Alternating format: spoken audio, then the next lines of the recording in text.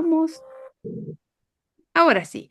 Bienvenidas, bienvenidos a todos y a todas a este espacio que se llama Inspiradas. Para los que no me conocen y es la primera vez que vienen, mi nombre es Carolina Testa, soy la fundadora de este espacio, que es una iniciativa cultural que tiene por objetivo difundir el arte y la literatura latinoamericana, que es hermosa, vasta, infinita, inconmensurable en esta gélida Canadá que hoy, por suerte, tenemos 32 grados. A través de estas actividades que son gratuitas y que nos incluyen a todos y todos son muy, muy bienvenidos.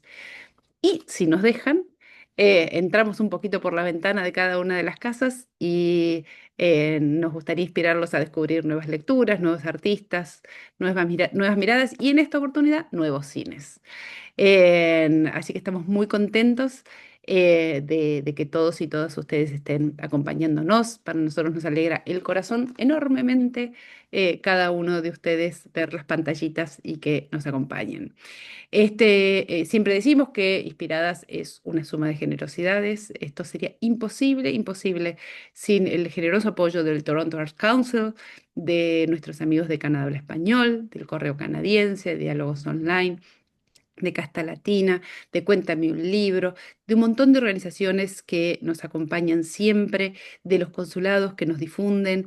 Gracias a todos ellos y en particular a cada uno de ustedes que con un like, que con una recomendación hacen que esta comunidad crezca, crezca y crezca. Como muchos de ustedes saben, cuando esto empezó en la pandemia, inspiradas pensando que íbamos a hacer un poquito, y que también se iban a terminar estas charlas vía Zoom y de repente llegaron para quedarse y hoy somos como unos 70 y pico de personas acá haciendo comunidad y encontrándonos para hablar de cine en esta oportunidad. Y en el mes del orgullo, que ustedes saben que en el caso particular de Inspiradas trabajamos muchísimo con la comunidad LGBT en nuestros talleres de escritura creativa para refugiados, este año en la Feria del Libro y en el resto de los años con el programa Transcultural. Estamos súper, súper contentos de presentar a una directora que veníamos rumiándola hacía un montón y se nos dio. Porque tenemos mucha suerte acá en Inspiradas, así que se nos dio, y esto se nos da, por supuesto, siempre de la mano generosa, amorosa de nuestro querido Roger Cosa. Nuestra querida Vanessa ahora va a presentar a Roger y a Albertina. Y yo lo que les puedo asegurar es que la vamos a pasar muy bien. Los muteé a todos, no tiene nada que ver con las libertades individuales, con la restricción de las opiniones, solamente es para que se escuche mejor esta grabación. Así que sean todos y todas muy bienvenidos. Y Vane, te dejo el micrófono. Sí, bueno, me dejó en banda el bondi, el colectivo, así que me tuve que meter en un barcito. Decime si hay ruido, Caro, No, ¿sí? vamos bien, si no, sí oigo. Bueno, dale. Bueno, para quienes todavía no conocen a Roger Cosa, les cuento que es miembro de la Federación Internacional de Prensa Cinematográfica, FIPRESI, es crítico de cine en el diario La Voz del Interior de la provincia de Córdoba y publica regularmente en la revista Enie y en la página online Con los Ojos Abiertos.com, de la cual es editor. Conduce el programa de televisión El Cinematógrafo del Canal 10 y también el programa de radio La Oreja de Bresson en Radio 102.3, ambos de la Universidad Nacional de Córdoba, que se pueden ver y escuchar por internet. Es programador en el Festival Internacional de Cine de Hamburgo y de la Bienale de Austria. Es director artístico del Festival Internacional de Cine Independiente de Cosquín en la provincia de Córdoba y del DOC Buenos Aires. Es profesor de crítica cinematográfica y también es actor de cine. Albertina Carri, nuestra especialísima invitada, es una figura fundamental del cine latinoamericano actual. Se caracteriza por la versatilidad en los géneros y materiales que aborda, que le permite potenciarlos en un diálogo entre la búsqueda creativa propia y la intervención concreta en las inquietudes sociales. Nació en Buenos Aires en 1973 y estudió guión en la Universidad del Cine, la FUC, Dirigió las películas No quiero volver a casa en 2000, Los rubios de 2003, Géminis de 2005, La rabia en 2008, Cuatreros de 2017, Las hijas del fuego en 2018 y Caigan las rosas blancas, que es su último largo de 2025, con las que participó de los festivales de Cannes, Berlín, Toronto, San Sebastián y Rotterdam, entre otros.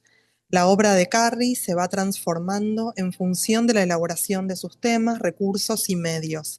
Así reorganiza materiales fílmicos desde los que se sumerge en las potencias del sonido y el movimiento en las instalaciones audiovisuales. Operación Fracaso y el sonido recobrado de 2015, Animales puros de 2016 y Cine puro en Berlín en 2022.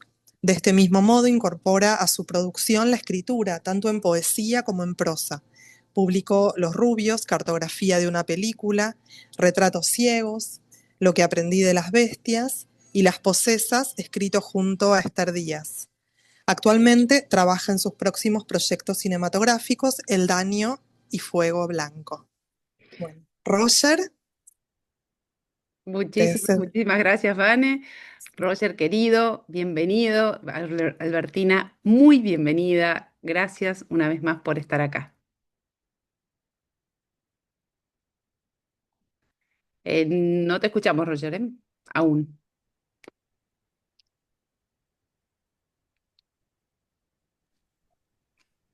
Vamos. Bueno, de nada, muy buenas, muchas gracias por la invitación, por persistir conmigo. Habría que ver eso de actor de cine. Es A cierto mí es la que, parte que más me interesó. Todos estamos bueno, por eso, no, no es por vos, Albertina, es solo por esta parte de yo Roger. estoy dispuesto a cualquier cosa para la nueva película de Albertina. Quizás acá está el actor.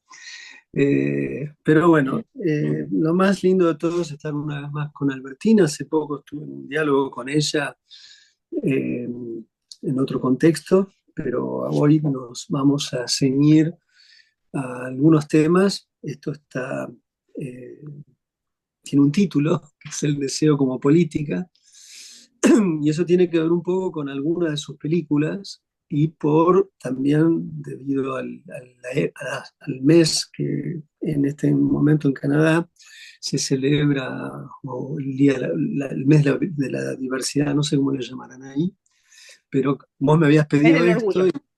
el Día del Orgullo, acá, no sé El mes cómo del se orgullo. llama. Bueno, entonces, o sea, como en todos lados. Pero bueno, me parecía que nosotros podíamos hablar con Albertina, estar en torno a esto, pero también tomar una distancia mayor sobre eso para vindicar justamente el deseo en todas sus posibilidades. Y creo que ella es una cineasta, no solamente una cineasta, yo creo que es algo así como una pensadora. El cine permite pensar, hacer cine permite pensar. El viejo concepto de Deleuze es que los cineastas podían ser también pensados como hacedores de conceptos. Bueno, los cineastas, los buenos cineastas, los grandes cineastas, para mí Albertina es una de esas personas, permiten pensar, ¿no? Y si hay una película donde uno puede sentir, casi diría yo, la expresión de lo que significa asociar, eh, ir de un lado hacia el otro en un razonamiento, eh, eh, poder entrever, casi diría yo, la relación entre el montaje y la cognición o el funcionamiento del cerebro, es una película para mí es extraordinaria, que es Cuatreros. Probablemente es una película muy difícil de ver, pero es una película que me parece que expresa mejor que ninguna cómo el cine puede ser un equivalente al ejercicio filosófico o al uso del pensamiento. No habría que pensar que la filosofía es dueña del pensamiento. Es un lugar donde se ejercita de una determinada manera a partir de distintas tradiciones. El cine es otro. Pero yo creo que ella hace muchas cosas, pero en todas es imposible quedar con una lectura, una perspectiva, una noción de lo que fuera que la película, el texto, la instalación, lo que sea que ella decida hacer, del mismo modo no vamos a seguir viendo lo que estamos viendo. Entonces hemos tomado el deseo es un tema extremadamente transitado, extremadamente codificado, pero consiste siempre en una zona de disputa y persiste siéndolo así. Hoy, para quienes vivimos en Argentina, es un momento casi delirante de cómo por momentos ciertas modalidades del deseo parecen estar puestas no solamente en duda, sino bajo sospecha, y no solamente bajo sospecha, sino bajo una sospecha médica por momentos. Entonces, evidentemente, por más codificación que exista respecto del deseo, por más discursos que se hayan hecho en torno a él, por más que podríamos decir gran parte de las filosofías, además de la impronta del psicoanálisis desde fines del siglo XIX en adelante, han hecho de este tema el tema central, o uno de los temas centrales de Occidente. Bueno, sí, pareciera ser que es necesario persistir pensar sobre eso. En la obra de Albertina, desde el punto cinematográfico, porque recién has tocado, ya ha escrito libros, entonces vamos a ceñirnos a las películas. No todas las películas giran en torno al deseo como política, o al deseo en tanto deseo. Sí, en todas, no todas al mismo tiempo, al menos desde un primer punto de vista, serían películas que estarían organizadas bajo lo político. A veces el deseo y lo político están juntos, y esa en particular es Las hijas del fuego, sin duda alguna. La película reciente, que no se ha visto tanto, recién empezó, mejor dicho, ya lleva 6 meses de existencia en salas, porque se estrenó el Festival de Rotterdam, Que caigan las rosas blancas. Es una película que eso está, pero hay una deriva interesantísima que vamos a ver qué es lo que sale en este diálogo de hoy. Sin embargo, cuando uno retoma algunas de sus películas, aparecen otras formas del deseo. Por ejemplo, en Géminis. Géminis trabaja sobre una modalidad del deseo que es el deseo incestuoso, ¿no? Entonces, ese es uno de los grandes temas de Occidente, además, no solamente de Occidente en realidad, en ese sentido, en casi todas las culturas ha habido algún tipo de, de tensión, atención, prescripción, prohibición, interdicción respecto de lo que implica desear a los que son de la propia sangre.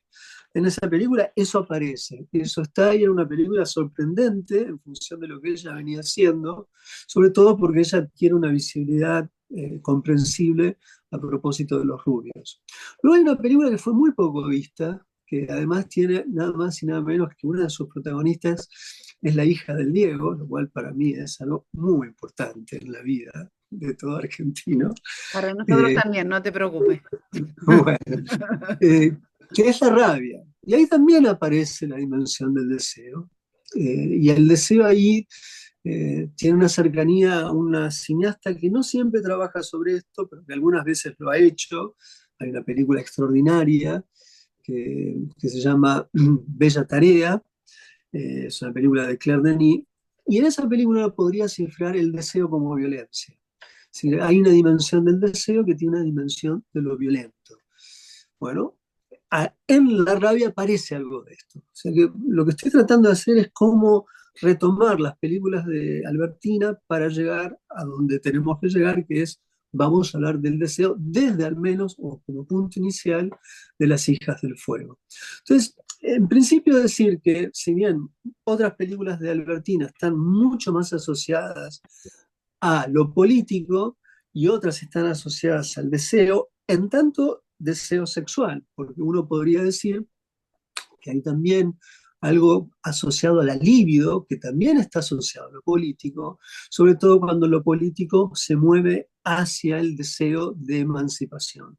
Entonces, las cosas no están tan separadas, pero sí hay momentos en las películas de Albertina que está más concentrado en torno a, estrictamente al erotismo, a las posibilidades que tiene el cuerpo de explorar todo tipo de placeres, que me parece que es también otra forma de hablar de esto de un modo quizás más creativo.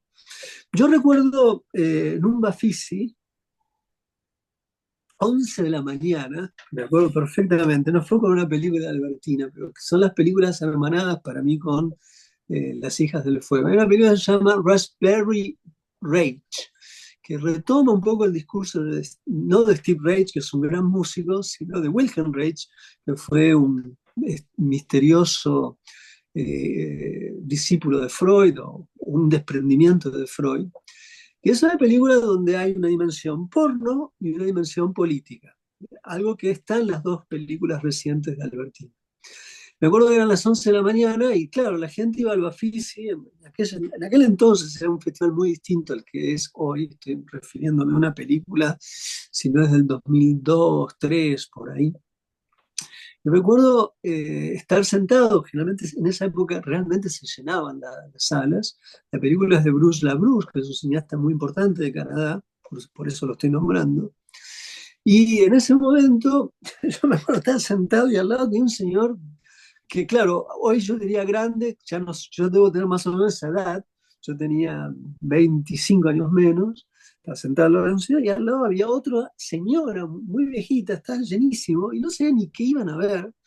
Y la película arrancaba con unas felatios extraordinarias, sexo por todos lados, penes paradísimos, espermas por acá, espermas por allá, y yo en un momento miraba a la izquierda, miraba a la derecha, y había una sensación de qué estamos haciendo los tres viendo esta película que no nos conocemos. Y esa experiencia era absolutamente genial, porque era una experiencia de atravesar a través del cine una situación de incomodidad frente al placer de los otros. Eh, yo que vi las hijas del fuego en una sala, la vi varias veces en la película, pero una vez en una sala, también pasaba un poco eso. Y la pregunta, digamos, cuando veo este tipo de cosas, veo un lugar que tiene el cine, justamente no por una situación de incomodar, sino por una situación que permite muchas veces ver algo proyectado, una manera de dislocar para entender cuáles son los límites del placer, cuáles son los límites del deseo y qué relación existe respecto de esos límites a propósito de una retórica que trata de administrar esos deseos. Y ahí sí aparece una dimensión política. Bueno, todo eso tiene que ver con las dos películas recientes de Albertina y además tiene que ver un lugar que Albertina le da a las mujeres, sobre todo van las dos películas, pero las hijas del fuego. No son los hijos del fuego, son las hijas del fuego. Y esta es una película, como yo puse en la introducción, que no dice que los hombres son, o sea, evidentemente están trabajando frente a un orden muy vigente y hoy todavía más vigente cuando lo piensan personas como Trump o como personas como Milley, claramente, o otros, esos dos son tan evidentes en sí mismos. O sea, todo lo que se ha denominado patriarcado no es una palabra de las ciencias sociales, es una práctica muy concreta de la vida cotidiana. Las hijas del fuego tienen una impronta de horadar ese orden. Entonces, me parece que podemos empezar por ahí, por el deseo de la mujer en esa película y un deseo que Albertina le imaginó como un viaje hacia el sur en este caso, un viaje hacia una especie de evolución erótica de los personajes hasta llegar a una suerte de celebración absoluta de la vida y los placeres del cuerpo femenino. De esto quisiera que hablemos al inicio, después veremos a dónde diablos nos lleva todo esto. Esta es la introducción, simplemente. Si hay algún moralista en la sala, pues bien, es el momento de irse o al revés, quedarse. Porque Lo desafiamos a quedarse. puede pasar cualquier cosa en esta. Pueden salir de la pantalla malos que nos toquetean, quién sabe. Pero en fin, vamos a empezar con esta charla y le agradezco enormemente a Albertina por aceptar y estar acá.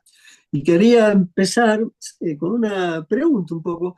Fue muy raro el paso de Cuatreros a las hijas del fuego, ¿no? Entonces, ¿qué fue de alguna manera, por qué esa configuración de esas mujeres, una cineasta, son tres chicas al inicio, se van sumando otras? ¿Cómo fue que imaginaste esa película y la relación crítica que haces, no en el sentido de una crítica a la pornografía, sino en el sentido de la crítica, de volver a pensar qué significa la pornografía. Yo me acuerdo que escribí esto para empezar en aquella ocasión cuando vi la película. Si no hay truco y hay placer, sensualidad, disponibilidad, tiempo, ¿es porno? ¿O la pornografía es solo la objetivación de los cuerpos? Bueno, después sigue. Si la subjetividad de los cuerpos no es destruida, ¿dejan de pertenecer a ese género? Bueno, esto era algo que se preguntaba alguien que podría ser la misma directora en la película, en una voz en off que había, y me gustaría que empecemos por ahí, por la relación entre ese pasaje de Cuatreros a Las Hijas del Fuego, de dónde proviene hacer una película así, y la relación con el deseo y la pornografía visto desde el punto de vista de la mujer, no desde el punto de vista de los hombres, que en líneas generales, si bien ha habido pornografía o sexo o cine erótico, que no es lo mismo, generalmente está ajustado a un imaginario que suele ser masculino. Entonces empecemos con eso. Tenemos aproximadamente 18 horas para hablar de esto, así que adelante. Bueno, qué bueno porque no es una pregunta, sino como que son 100 preguntas, Roger. Bueno, pues para alargar, después vamos a hablar. Esto es muy Empezamos Roger, así. Albertina. Esto es muy Roger. Empezamos así con todo. Por suerte me tomé algunas notas mientras hablabas. Em, bueno, voy a empezar por como por la pregunta más fácil, o para mí la respuesta más fácil de alguna manera, que es esto de la separación entre Cuatreros y Las Hijas del Fuego. Es que no hay separación. Yo hice esas dos películas en paralelo.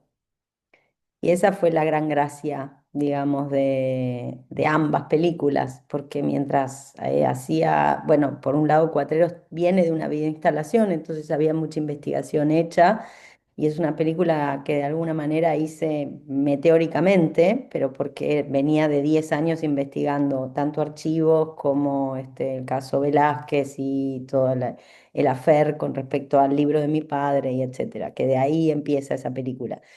Y entonces, mientras estoy en esa obsesión con el archivo y trabajando con Lautaro Colase, que es el montajista, el gran montajista de Cuatreros y gran amigo, en medio tomo la radical decisión de hacer una película que había querido hacer desde hacía 20 años, desde el momento en que hice en el 2001 un cortometraje llamado Barbie también puede estar triste, que de alguna manera ese corto es el final de la película oficial de Barbie, pero bueno, realizado 20 años antes, que es darle un sexo a Barbie, ¿no? O sea, que tenga una sexualidad incluso, no solo un sexo. Y, y entonces eso, fueron hechas dos películas que cuando vos hablabas, decías todo esto acerca del deseo y de mi cine que trabaja el deseo y que nombraste a la rabia con respecto a la violencia y Géminis como el gran tabú de Occidente, ¿no? Que trabaja sobre el incesto entre hermanos. Yo creo que Cuatreros es una película hecha y habla del deseo, o sea, es una película no solo hecha desde el deseo, todas mis películas son hechas así, lamentablemente en algún sentido, porque a veces después cuando las termino quedo agotada, pero creo que Cuatreros es una película que sin dudas está en su núcleo el deseo, y por eso esa deriva que tiene, ¿no? Como esas múltiples derivas, porque también puede ser una road movie o, o un western en su narración. Pero la gran diferencia entre Cuatreros y Las Hijas de Fuego es el cuerpo. En Cuatreros es ante la ausencia de cuerpos, formo un cuerpo de imagen. Y eso era uno de los desafíos, digamos, era una de las tesis de la película. Cómo hacer un cuerpo de imagen ante la ausencia de las imágenes también, ¿no? Porque habla de periodos donde hay muchísimas imágenes desaparecidas y violentamente borradas. De hecho, creo que digamos, la idea seminal de Cuatreros la contiene Restos, que es un corto que hice mucho tiempo antes, ¿no? que filmé en archivos y bueno, y demás. Y incluso destruí material en vivo ahí para ver de qué se trataba, digamos, esa. O sea, que es una película eso que viene muy investigada, del mismo modo que Las Hijas del Fuego, que es una película que viene muy investigada durante 20 años alrededor de la pornografía y qué es el género pornográfico y, el dilema ético, ¿no? De si yo debo hacer pornografía o no. Ese gran dilema ético me habitó esos 20 años, digamos. Quería hacer una película porno desde el momento, o sea, porno con personas, desde el momento en que había hecho aquel corto, pero la gran pregunta era, bueno, ¿cómo no volverme una abusadora? ¿Cómo no volver a cometer los mismos errores que el género mismo, con género me refiero al cinematográfico, ¿no? El género mismo comete en su también su núcleo mismo, digamos, su origen mismo.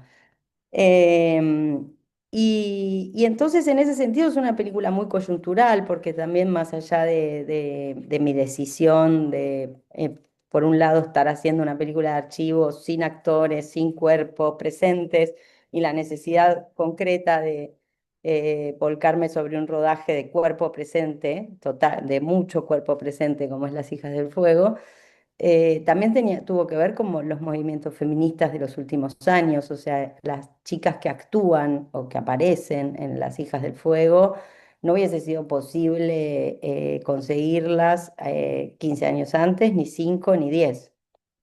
Eh, el chiste es, o sea, hay como dos chistes alrededor de esas dos películas. Por un lado, con Las Hijas del Fuego, digo que, bueno, hice Barbie para educarlas, para que luego lleguen a ser las Hijas del Fuego, porque cuando hice Barbie tenían 5 años.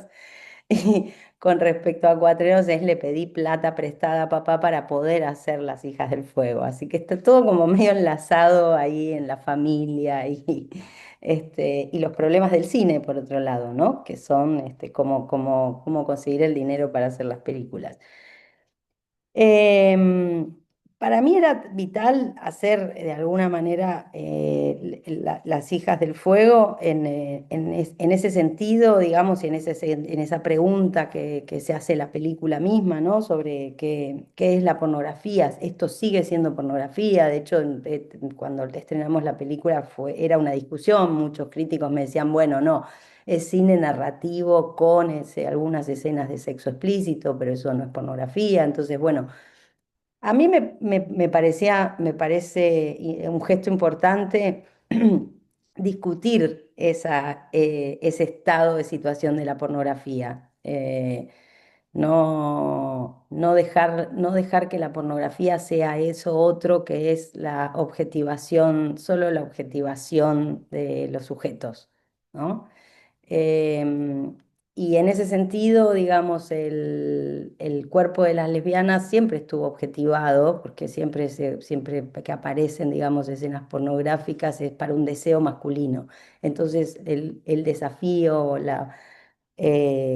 lo divertido también diría de hacer la película era, bueno, cómo filmar esto para no caer en esos mismos errores, ¿no? No solo con respecto al casting y no solo con respecto a las formas en que vamos a diseñar este rodaje y hacer esta película, sino también con respecto a eso, a la puesta en escena, a cómo trabajamos con esos cuerpos presentes. Y insisto, para mí Las Hijas del Fuego es profundamente la película más de cuerpo presente que hice en mi vida, porque fue además de muchísimo trabajo con las chicas y de buscar en conjunto qué se podía hacer y qué no, también de mucha entrega de mi parte con respecto a lo que ellas hacían.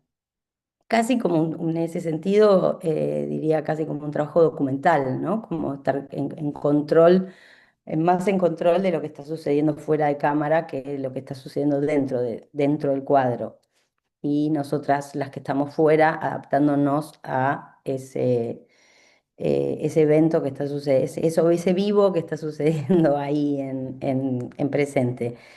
Y en ese sentido es eso, y eso de alguna manera es ese deseo y ese trabajo sobre lo vivo es el que para mí no me lleva directo a Caigan las Rosas Blancas, pero me estoy adelantando. Después podemos ir a seguir con Caigan las Rosas. Pero vos en un momento, en medio de la presentación, hiciste una pregunta que es cuáles son los límites del deseo.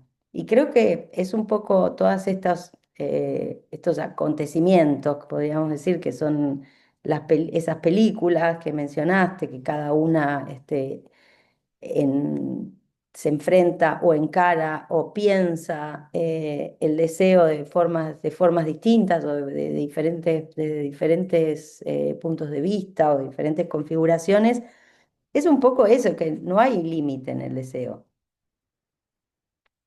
Y me parece que ahí es donde las hijas del fuego, de algún modo, se puede volver esquemática la idea de la progresión del viaje y que se van sumando y como si eso fuese. Por eso finalmente en la escena final son 100 o son muchas, digamos, ya no podés llevar la cuenta, en principio vas llevando la cuenta de cuántas se van sumando y cómo se van formando parejas, triejas, cuatriejas y etcétera, y luego ya no hay una definición, pero termina en una única persona, en una única de las protagonistas, todo su deseo sobre su cuerpo y con ella misma. Y creo que ese final es lo más político de esa película, en ese sentido, ¿no? Que finalmente es ese deseo sin límites y que es ese deseo consigo misma de algún modo. Puede necesitar de las otras de distintas maneras, viajar. También hay otra cuestión con las hijas del fuego que no es solamente la dimensión erótica, digamos, del encuentro de los cuerpos, sino también hay otras dimensiones eróticas, ¿no? En la película, tanto en la narración oral, en esta cuestión de la voz en off, esa voz en off que reflexiona, en esa voz que también se vuelve poética por momentos, y también en la relación con la tierra, con el paisaje, que es algo que empieza a estar esbozado en esa película, que insisto, es otra de las líneas que luego nos llevan a la siguiente. Pero eh, hay algo también, hay una búsqueda por parte de la cámara, una búsqueda de erotismo por parte de la cámara con respecto a los paisajes que van atravesando. Em,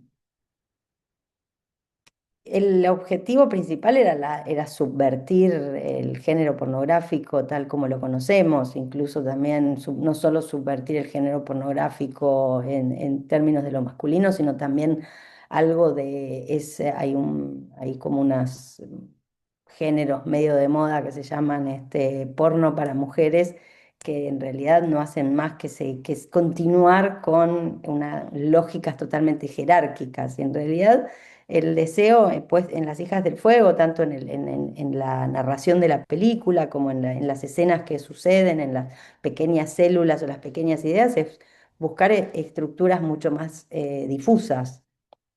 Y ahí es donde todo se termina difuminando en ese final y en ese viaje, que empieza en el fin del mundo y termina en Buenos Aires, que es el centro del mundo. en un, en un- en un chiste, digamos, al cine norteamericano, ¿no? O sea, pero avanza un montón para nosotras desde Tierra del Fuego a Buenos Aires, ya, hace muchos, muchos kilómetros de viaje para atravesar todos esos deseos, todas esas formas del deseo. Hay algo que recién dijiste que me gustaría que retomemos, porque si bien es cierto, bueno, yo como toda persona, o como algunas personas, yo siempre he tenido inquietudes tempranas respecto de la vida sexual y respecto de las posibilidades de la representación sexual frente a cámara. Entonces, me interesaba, me he escrito sobre pornografía hace mucho tiempo atrás, no me acuerdo cuándo, pero yo lo que veo es que hay una gran deriva, la cantidad de géneros y subgéneros pornográficos que existen en la actualidad ya escapan a una clasificación de las que yo podría dar cuenta en este momento. Si uno entra a cualquier entorno pornográfico y hay aproximadamente entre 90, 120 o más de zonas donde está justamente codificado lo que habría de encontrarse. Eh, Sin embargo, hay algo que es interesante respecto a lo que te dijeron algunos críticos, que no era pornografía, porque aparecía la voluntad narrativa, por consiguiente eran una película narrativa con elementos, con escenas que tenían sexo explícito. Sin embargo, hay algo extraño que sucede en todas las pornografías, en todas las, aunque sean pequeñísimas películas, que siempre hay como una mínima introducción narrativa, como si hubiese una necesidad de que para poder introducirse al acto de lo que fuera que se vaya a hacer, tiene que haber un mínimo narrativo para que pueda existir la representación. Y eso, no importa qué tipo de pornografía se pueda llegar a ver en la actualidad, aparece la introducción mínima, ¿no? Que está él o ella o ellos o ellas o ellas o lo que fuera, se introduce, hay una situación, hay un contexto, muy rápidamente se resuelve de qué va la cosa y se... Entonces es una cosa que está en la pornografía como si hubiera una necesidad mínima, un grado casi cero de narrativa, pero que existe, porque por consiguiente no se podría filmar. Yo no sé si has pensado sobre eso, que me pareció interesante lo que decías, porque yo creo que la película es ni una cosa, después hablaremos, quisiera decirte otras cosas de la película, ¿no? Pero esto, ¿cómo ves? Em, bueno, sí, mientras decías eso me acordaba de esta película El Diablo en Mrs. Jones, Claro, que tiene como una excusa muy rimbombante, ¿no? Para después convertirse en una película porno extrema. Em, a mí, digamos, en esta, lo que te puedo decir con respecto a eso es que para mí también era súper importante al hacer la peli.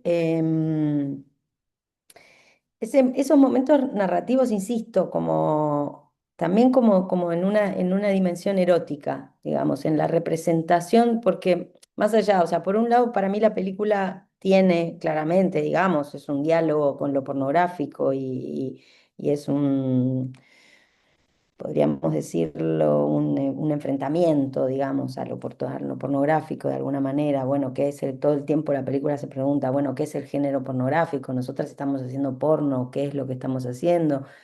Pero más allá de eso, que es como diría la mascarada, el MacGuffin de alguna manera de la película, sí creo que es una película sobre lo erótico, todo el tiempo, preguntándose sobre lo erótico en términos eso del deseo. Es una película sobre el deseo y preguntándose todo el tiempo, bueno, ¿qué es el deseo? Y en esa pregunta entra lo narrativo inevitablemente.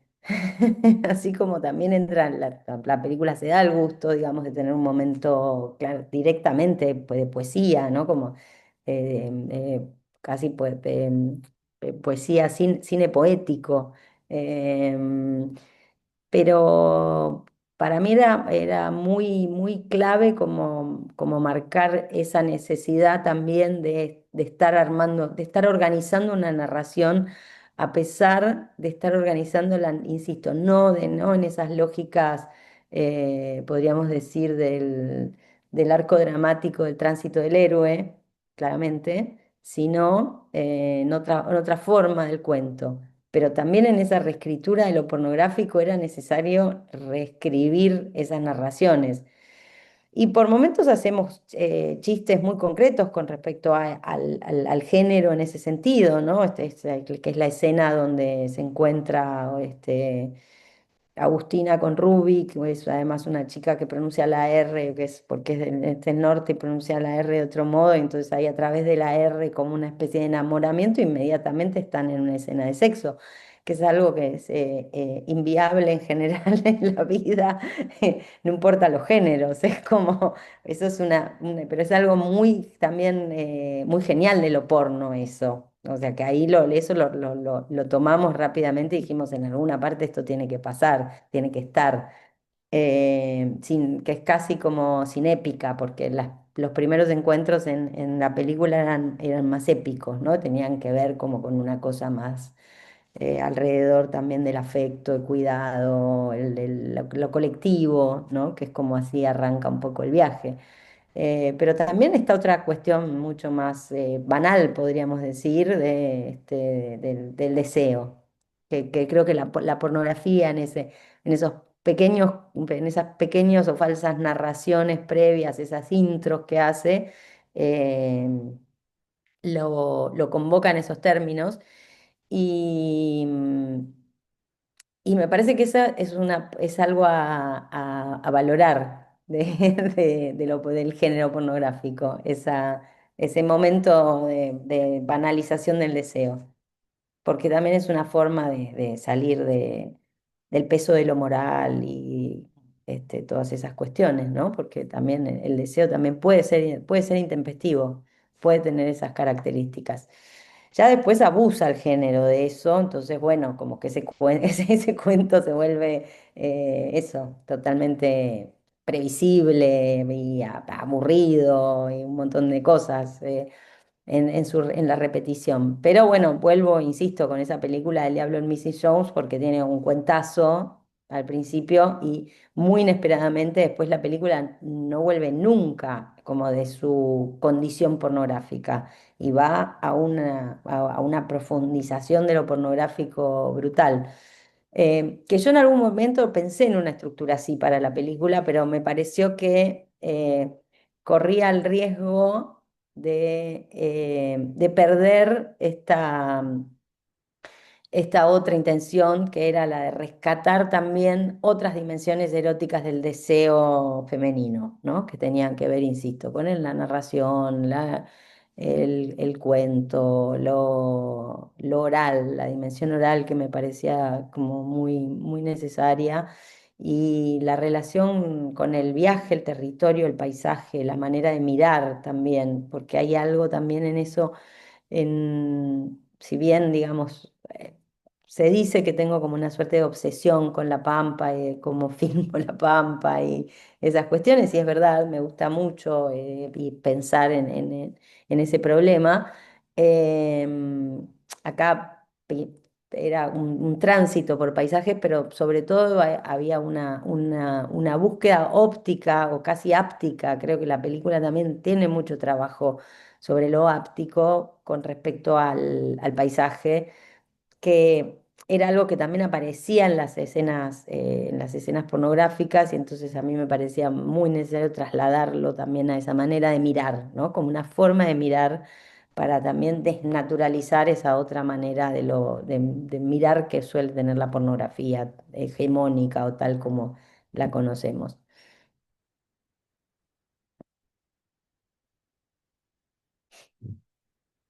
Hay algo también que yo observo en la película. eh, Vuelvo con esto, quiero por ahora permanecer con trabajar sobre la distinción con lo pornográfico. En lo pornográfico en general hay como un régimen de luz absoluto, ¿no?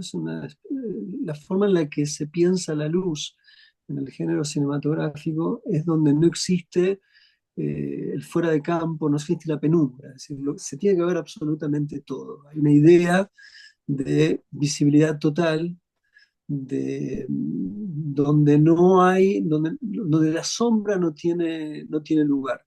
Distinto es en el cine erótico, donde sí hay un trabajo sobre el ocultamiento y el develamiento. En tu película se juega, esta dialéctica está, de alguna forma, y te quería preguntar si pensaste sobre esto, porque hay momentos que, es bien, hay una luz que permite verlo todo, hay momentos que la luz no lo permite ver todo, pero esa sí es una distinción clara con la mayor parte, digamos, diría yo que el imperativo estético del cine pornográfico es la visibilidad completa. ¿Sí? La no existencia de algo que no se pueda ver. Todo tiene que ser visto, ¿no? Mm. Entonces yo creo que hay algo en lo que haces vos, que eso está, y hay momentos que sí se ve todo, porque el final se ve todo, digamos. Y a la vez, después te quiero decir algo respecto del concepto de duración del plano, que también está asociado con la pornografía, que ahora te voy a preguntar. Pero ¿cómo ves esto?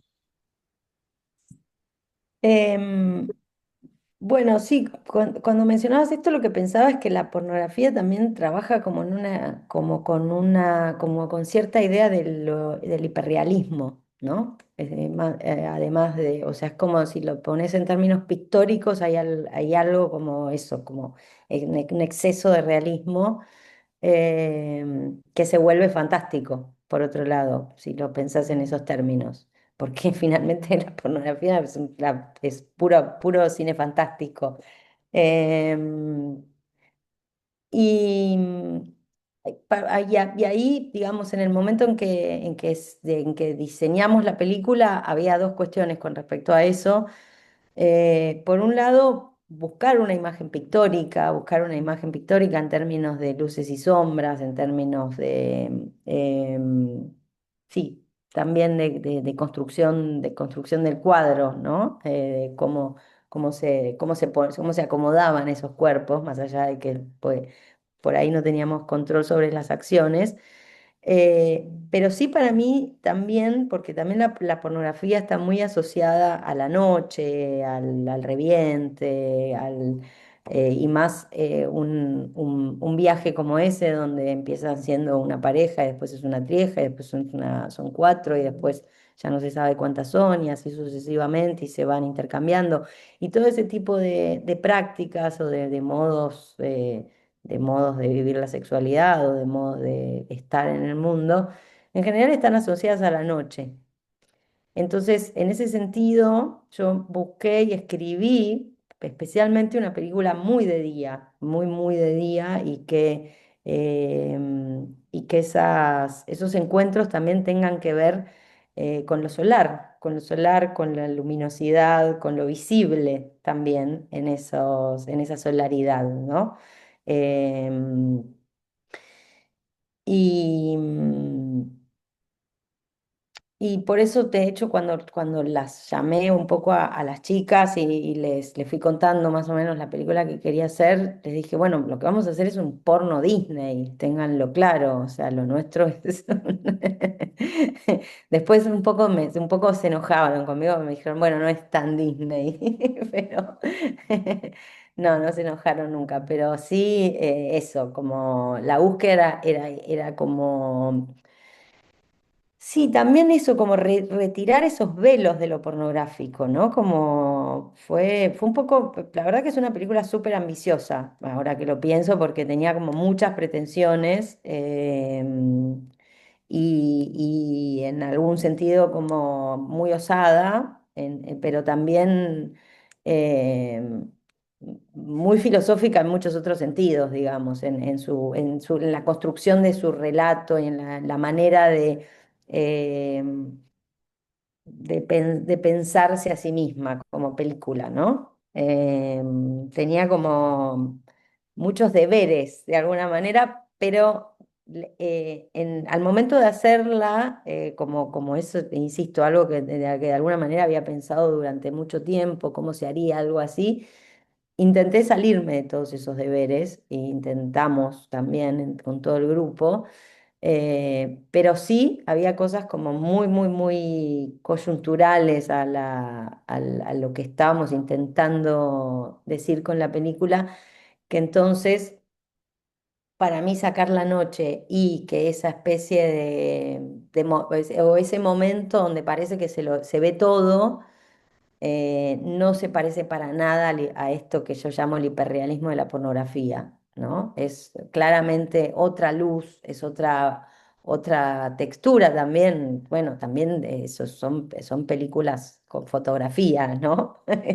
Con un gran trabajo de fotografía por parte de dos fotógrafas, Inés y Soledad.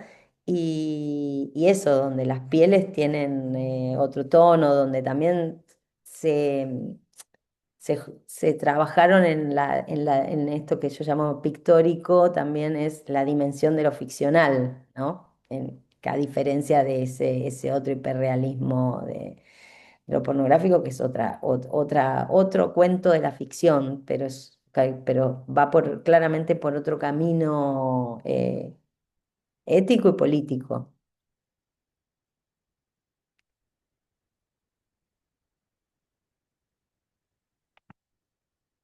Recién dijiste algo, me gustaría que si pudiéramos volver sobre eso, que, que quizás lo más difícil de pensar algo del deseo. Una forma de codificación del deseo es que el deseo, por lo pronto, es un movimiento hacia alguien, hacia algo o hacia alguien. Pero generalmente hay una idea de que hay como si hubiese una suerte de buen deseo, un deseo, llamémosle constructivo, que es un deseo que solo puede ser eh, vivido con alguien, con uno más, no con dos más. Bien dijiste vos, la película arranca con una construcción del deseo y el afecto entre dos, después hay un tres, y después hay casi un organismo de mujeres que viven entre sí. Sigue habiendo una corriente afectiva, sigue habiendo una corriente de erotismo y de ejercicio del mismo, hasta llegar hacia ese final tan extraño y tan, para mí, increíble, en donde vos dijiste 100, no sé cuántas son, pero son muchas, y la sensación que uno está viendo algo así como una multiplicidad erótica que convergen y está todo entrelazado, es decir, puede haber sentimientos de afecto, pero está también los placeres, hay una liberación de todas las normas con las que se suele regular el deseo, que es en principio muy difícil de vivir, aunque uno piense a favor y bueno, vos por lo menos lo has afirmado muy bien. Entonces, quisiera que hables un poco sobre ese recorrido que hacen los personajes, que empiezan en una dimensión de estar una junto a otra, se añade otra, se amplía, digamos, esta suerte de organismo erótico hasta llegar a una suerte de colectivo erótico que curiosamente termina con una chica sola, ¿no? Pero de eso quiero hablar un poquito después.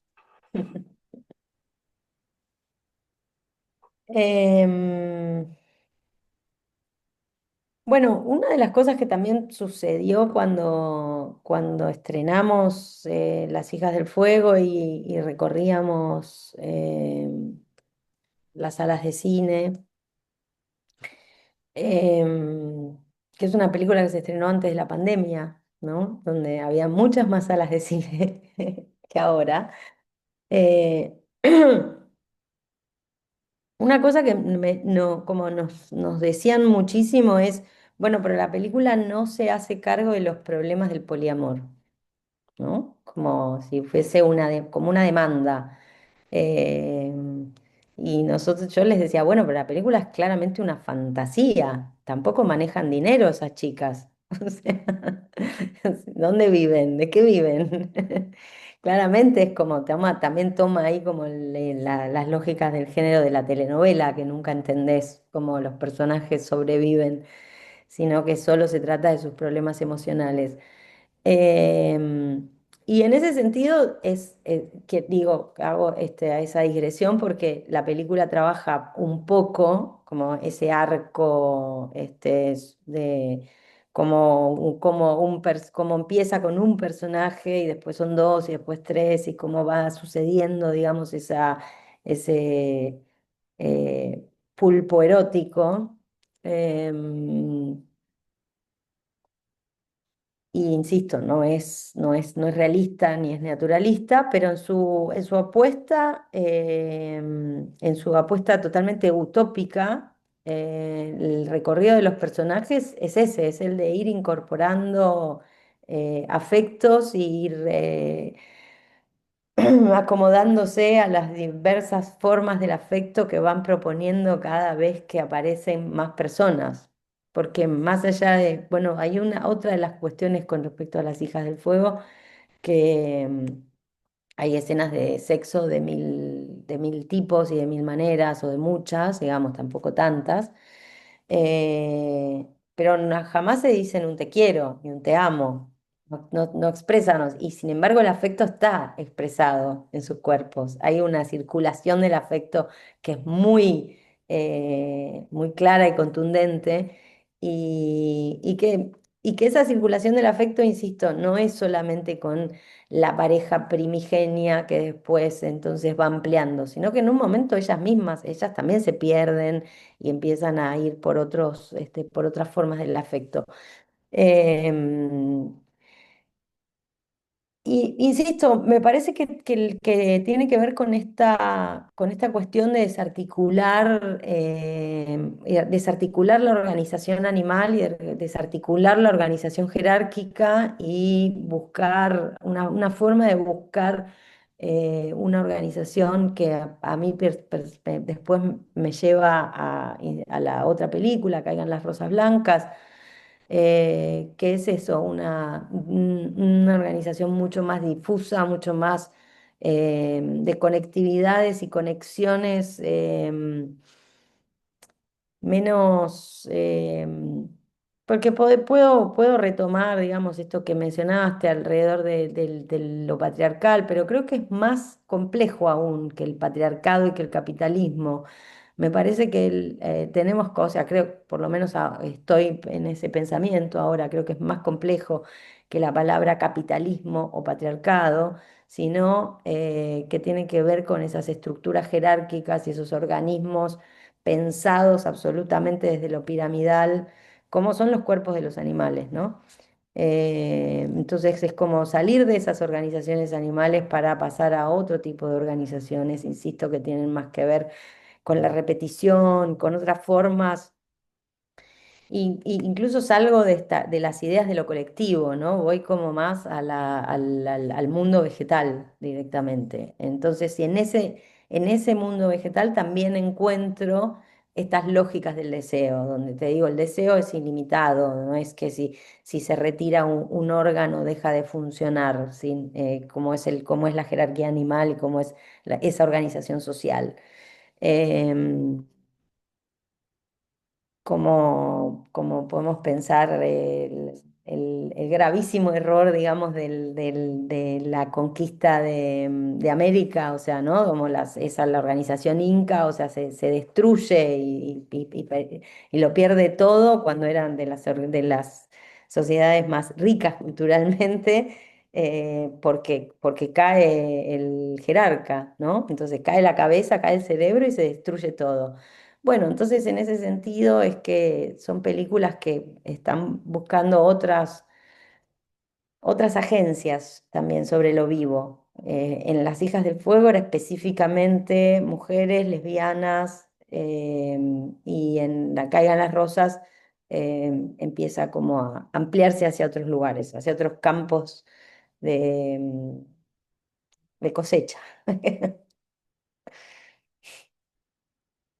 Sí, digamos, la Caen las rosas blancas es una película que ya va hacia otro lugar, como bien estás diciendo, y en última instancia ahí, un poco lo que yo escribí como presentación, eso que llamamos deseo, o esa fuerza vital, o una especie de, llamémosle, una libido universal, o lo que querramos decir, ya no pertenece siquiera a esa codificación, hombres, mujeres, sexo, amor, o sea, estás hablando de las especies, ¿no? Una forma extraña de liberación de las fuerzas de la vida, y una forma de trabajar sobre eso, por eso la película es tan, en un sentido, tan difícil de asir bajo bajo algún tipo de razonamiento característico de cómo se suelen pensar los relatos en las películas. A mí es una especie de experiencia de estar viendo esa película, una película mutante, tanto en su forma como lo que va contando, ¿no? Para que estamos hablando de una película que probablemente en Canadá todavía no se vio, que las personas que están no la vieron. Lo cual, si ya ver la película es compleja, imagínate hablar de ella sin tener previamente la experiencia. Pero igual vamos a ir un poquito a eso. Yo quería preguntarte algo antes que sí se ha visto. Eh, me parece que es muy impresionante, acá voy a hablar cinematográficamente, toda esa escena final que vos haces en la casa, en esa casa que llegan, que está lleno de mujeres, que está en una suerte de celebración orgiástica, no en el sentido de la orgía o una orgía, sino de la celebración corporal, física, vital, de estar todas juntas. Vos tomas una decisión de filmar eso en un gran plano secuencia. O sea, es un plano secuencia, se ve un poquito, quedan fuera de campo, porque la cámara está en una suerte de movimiento, suena la música, o sea, hay un gran, hasta que en algún momento llega y la cámara persiste y queda fija en esa chica que se está masturbando, ¿no? En ese momento, no solamente la cámara queda, queda quieta y el plano tiene una duración, sino que además hay un cambio respecto del sonido. Hasta mientras que la cámara está en el interior de la casa, está la música, los sonidos, etcétera, pero en algún momento ese sonido se pierde y aparece algo así como un sonido cero. Queda muy de lejos el sonido de la casa y su música. Tampoco sabemos qué está escuchando ella, pero claramente hay un cambio sonoro. Te quería preguntar sobre toda esa secuencia cinematográficamente y en función, sí, de qué es lo que, cómo pensás eso en relación a filmar el deseo. Porque es el momento, vos misma dijiste hace un ratito, más político de la película, ese plano final. Que yo en otra charla que tuve contigo te pregunté si tenía alguna relación con un plano final de otra película de Simon Liang, que Sí. es Viva el Amor, que curiosamente en realidad es la gran película sobre la desolación, que no es el caso de esta película, esta es lo opuesto, ¿no? Pero bueno, Mm. eso te preguntaba. Em, Es muy compleja la escena, ¿no? Sí, es compleja. En el momento en que pensé en ese plano final, o sea, en el momento en que vi ese plano final, pensé inmediatamente en la película de Tsai Ming-liang, ¿no? La mujer que llora y llora y llora, cómo de alguna manera se reescribía esa lógica. Em, es compleja porque además ese plano final en realidad es el plano secuencia, no tiene corte. O Claro, claro, sea, claro. se acerca y llegamos a Sí, ella. sí. Estaba súper diseñado el plano y etcétera, y muy diseñado el espacio y la organización de los cuerpos y cómo íbamos llegando, pasando, etcétera, y llegamos hasta ese final. Y después también en ese también alejarse acercarse y alejarse de determinados, de determinadas situaciones que estaban sucediendo en la casa. eh, pero también esto lo del sonido, digamos, que una de las indicaciones era que se ponga los auriculares para justamente yo después tener libertad de ver qué hacer con ese sonido. Si iba a ser una canción, lo que tenía como claro en el momento en que rodaba la película, rodaba la escena, era que la música que venía de todas ellas y el ruido y la fiesta en la que estaban ellas, de alguna manera se tenía que retirar, porque también algo en todo ese trabajo que vengo haciendo película a película o el pensamiento alrededor del deseo, qué es el deseo, o también más que el deseo, ahí sería más bien, ¿no? Cómo filmar una relación sexual, ¿no? Que es un encuentro sexual, cómo ir a ese vivo que es inenarrable, ¿no? No hay nada más para mí es como siempre un poco un poco Picasso, ¿no? Como que está siempre un poquito desarmado. ¿Y cómo contás ese desarmado en una imagen, en lo figurativo, que es tan violento lo figurativo, ¿no? Que tiene tanto contorno, es tan concreto?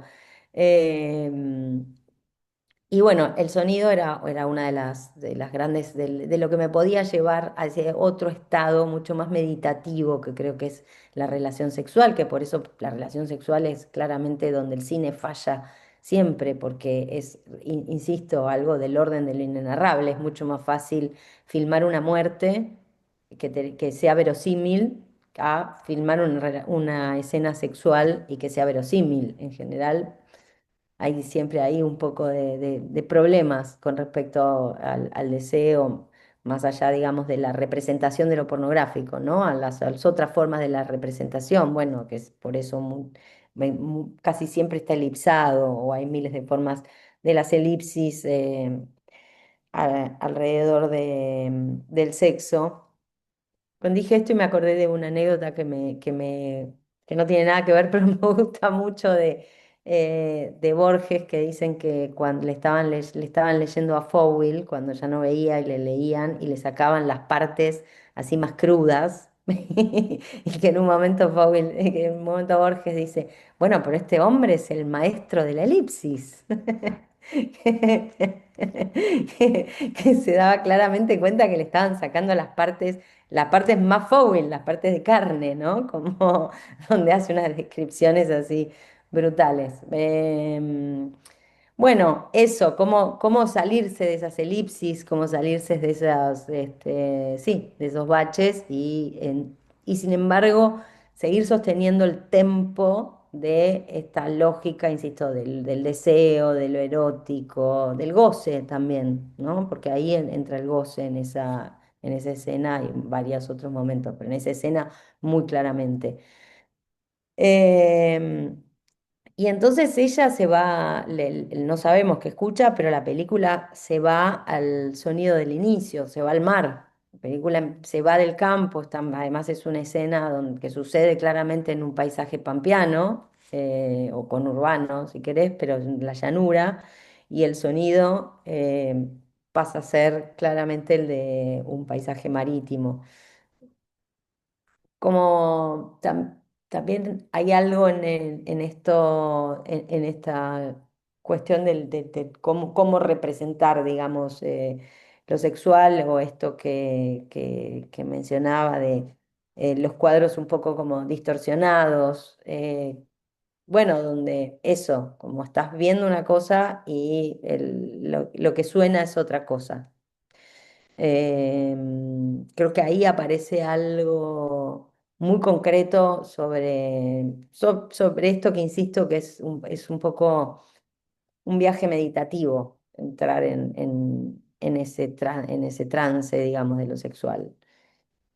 Y creo que por eso también cuando las chicas me proponen a mí hacer la segunda parte de Las Hijas del Fuego, yo les dije, no puedo, ya no me quedan ideas para seguir trabajando alrededor de esto, porque la verdad es que fue mucho el despliegue, digamos, es mucho el despliegue de Las Hijas del Fuego.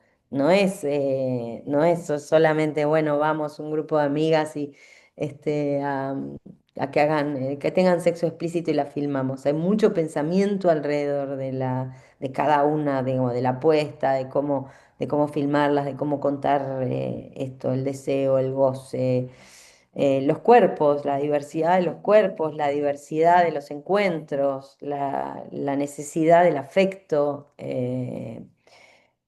bueno, todo eso. Entonces, no, me derivé a otro lado, caigan las rosas. Pasa que es evidente que hay que hablar ahora de que caigan las rosas. Vos decías recién de la geografía, la importancia que tenía la geografía en tus películas, es cierto, y La Pampa en particular. Eh, y acá es no solamente La Pampa, sino como bien has recién dicho, es un viaje hacia el sur. La, esta última película es un viaje hacia el norte, ¿no? Cambia la geografía, otra vez hay un viaje. Podemos decir que hay menos sexo que la anterior, o sea, hay, pero no tanto. Y la película toma otros caminos, ¿no? Entonces, básicamente para contar, eh, la película arranca sobre un rodaje. De hecho, vos aparecés como directora de cine clásico de Hollywood, en un momento de un gran traveling que están por hacer ahí, pero se escapan de la película y empieza la película, ¿no? Así es como que empieza, los tres personajes principales, se van sumando otros, y van hacia el norte, ¿no? Por distintos motivos. En un momento van a filmar otra película y ahí aparece algo que me gustaría que nos detengamos. ¿Cómo es, bueno, déjeme decir, luego llegan al norte a filmar una película sobre la fobia de ver pobres. Esa es la invitación que tienen en el interior de la película los personajes, una cineasta, la misma que en la otra película era la cineasta. Y finalmente hay un personaje muy raro, una mujer mayor, que aparece, muy misteriosa, muy hermosa, que llevará a estos personajes a una zona cercana al mar, selvática, y ahí las plantas tienen vida y las plantas hacen cosas con las personas. No sexuales, o sí, no sabemos. Pero ahí se impone la fuerza vital de las plantas frente a las personas. En todo caso, hay una simbiosis. Y eso es más o menos la película. ¿Suena raro? Sí, porque la película lo es. Sin embargo, la película es muy orgánica y muy lúdica al respecto, ¿no? Entonces, esto para empezar, porque si no, no sabemos de qué hablamos. Te quería preguntar un poco sobre, vienen las chicas, como vos ya lo contás, queremos hacer la segunda parte, pero la segunda parte es una cosa inesperada, pres- presumo yo, para ellas. O sea, es algo completamente distinto.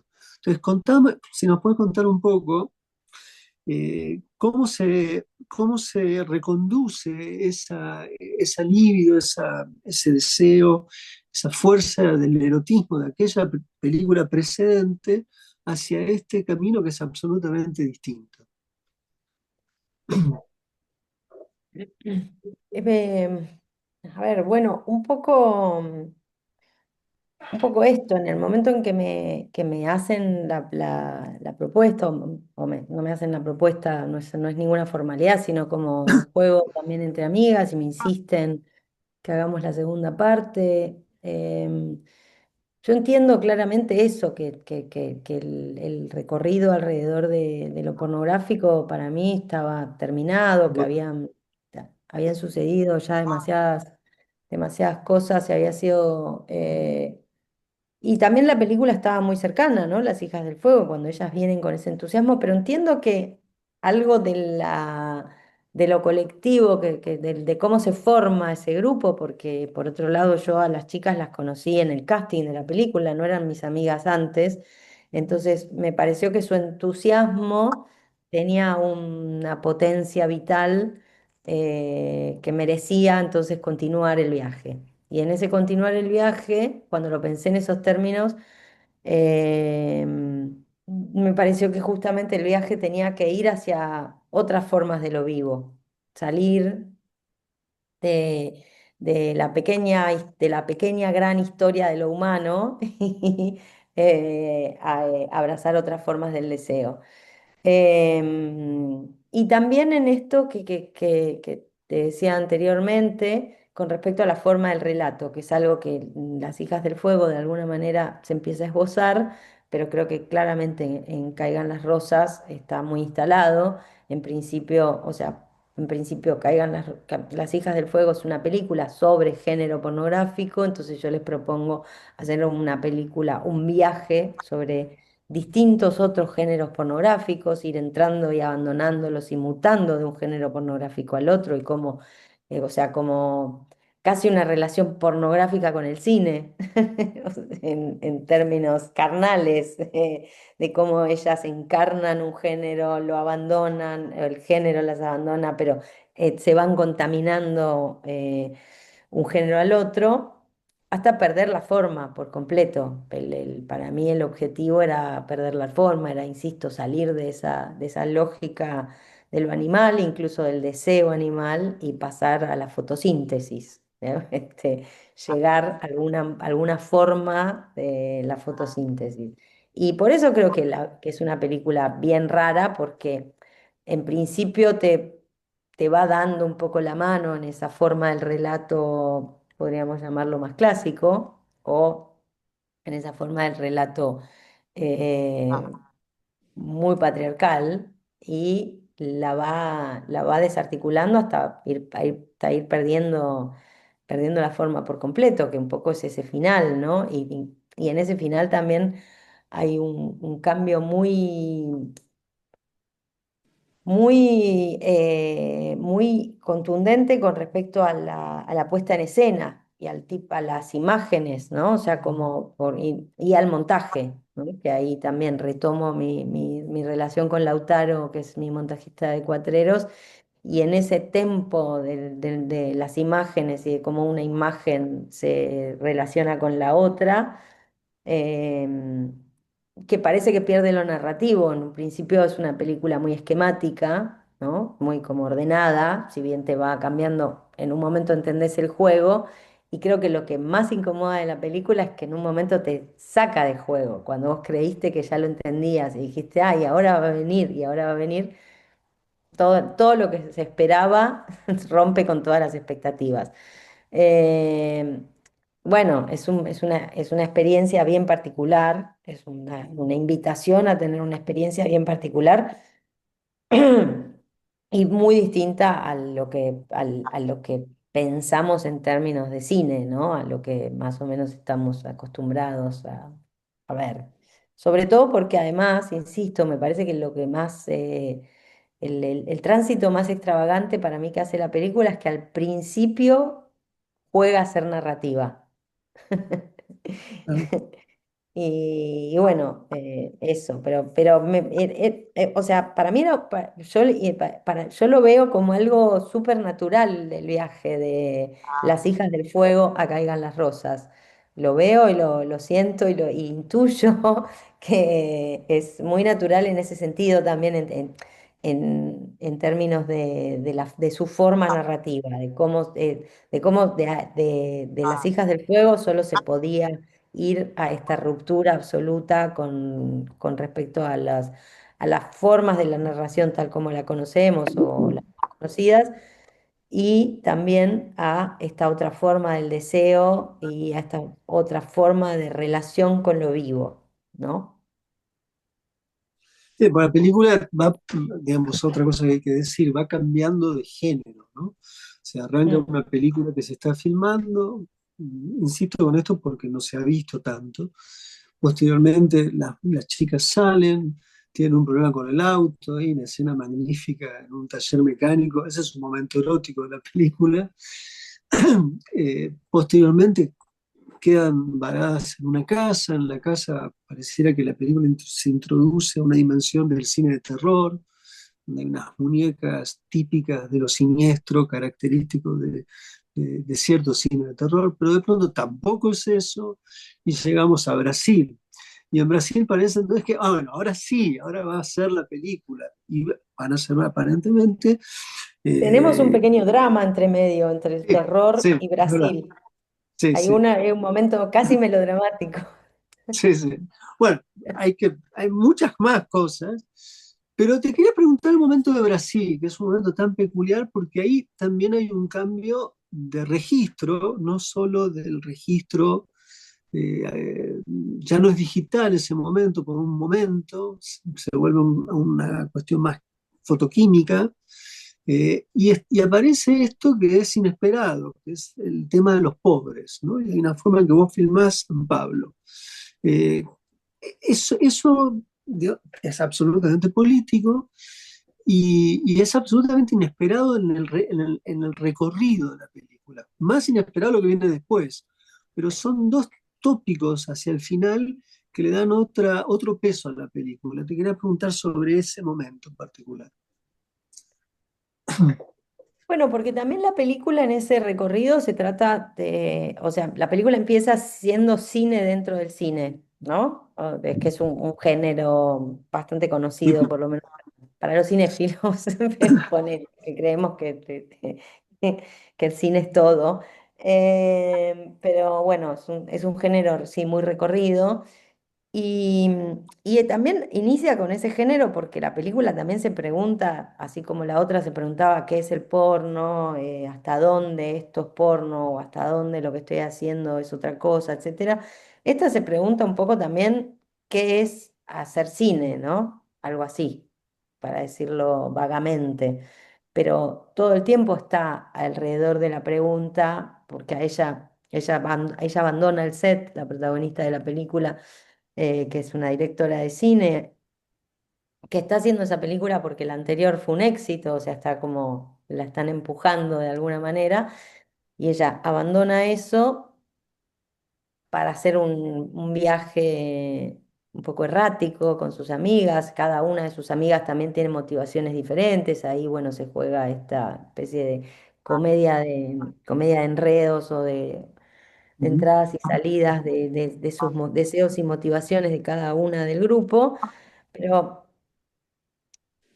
todo el tiempo hay una fuerza muy insistente, que es la de la productora, ¿no? Está la productora, o sea, que no es la figura de la productora en sí misma, sino la figura de, bueno, ¿quiénes pagan para hacer cine? ¿Quiénes son los que nos dicen también el cine también es claramente, digo, también no, es un medio que se hace con mucho dinero, con bastante dinero, además de involucrar a un montón de personas, también se necesita un montón de dinero. Y en esa búsqueda del dinero y más luego, o sea, insisto, Las Hijas del Fuego es una película que se hace antes de la pandemia y Caigan las Rosas es una película que se hace después de la pandemia.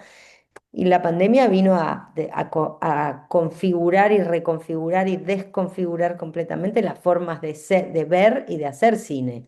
O sea, esto que está pasando ahora aquí, particularmente en Argentina, con respecto a este gobierno de derecha y el recorte a la cultura, además de eso específicamente, es un movimiento que es muchísimo más global en el modo en que tiene que ver también con los cambios tecnológicos y con los cambios sociales y humanos a nivel global, ¿no?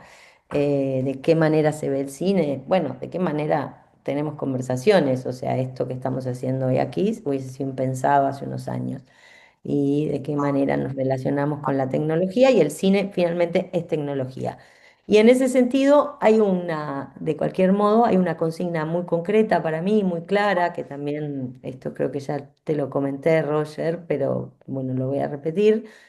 El momento del documental sobre la aporofobia que aparece en Caigan las Rosas, es un poco un homenaje a Agarrando Pueblo de Luis Ospina, una película para mí súper importante del cine latinoamericano, em, porque de alguna manera desmantela también todas esas formas de la pornomiseria y no solo la pornomiseria que hacemos desde Latinoamérica, sino también la pornomiseria que nos exigen desde los imperios, ¿no?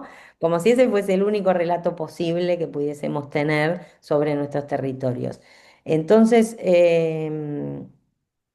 dudamos mucho con respecto a la escena documental, porque es realmente un corte en términos, o sea, también si las películas las pensás musicalmente, ese es como una especie no sé, de solo rarísimo, es como que entra un instrumento que no estaba en la banda para nada, si bien si te entregás a la experiencia, lo entendés porque la película viene jugando con los géneros cinematográficos, entonces en su búsqueda, en su juego sobre los géneros cinematográficos, ¿por qué no se va a ir al documental? Y en todo ese pensamiento alrededor de la problemática que tiene ella, de que la película, si va a ser una película, si la hace con producción, no la hace con producción, también está la cuestión de, bueno, ¿cuáles son las películas que te dicen que tenés que hacer?